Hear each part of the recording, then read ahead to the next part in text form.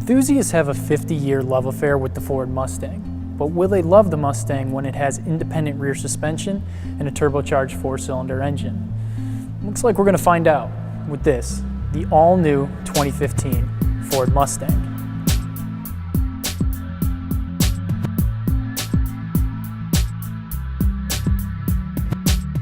Before diving into the new mechanicals that might make this the Mustang pariah, let's talk about the car's design. People worried that the 6th generation Mustang would end up looking like the Evos concept that Ford debuted at Frankfurt a few years ago. Happily, the only bit of Evos we see is in the front grille. Ford did a bang-up job working its new, fashionable design language into the classic Mustang formula. We're already in love with the car's fastback shape, which actually mirrors the shape of the first Mustang fastbacks. The interior, too, is still Mustang. Take the current car's interior, add some premium touches, and bingo.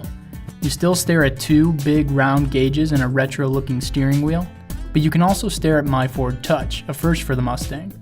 Not to mention that this is the 2nd generation system with redundant buttons and knobs, so it should be less infuriating than the present system. Moving on to what's under the hood. There's still a 300-odd horsepower V6 in the base car and a 400-plus horsepower V8 in the GT. But we're also being reintroduced to the 4-cylinder Mustang, something we haven't seen since the late 80s SVO. It's a 2.3-liter inline-4 engine piped with a single twin-scroll turbocharger that will be positioned between the V6 and the V8 in both power and price. Then there's what's under the car, a brand new platform developed just for this Mustang. The big news here is that Ford's ditched its solid rear axle for an independent rear suspension. Ford is adamant that the new setup will make the Mustang more comfortable and a better handling car, but the fact is traditionalists won't be able to stand the change, better performance or not. And we can't back any claims until we can get behind the wheel.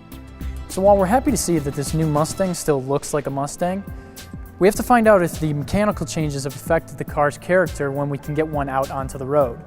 Then we'll be able to tell you whether Ford has any chance of extending its 50-year love affair with enthusiasts.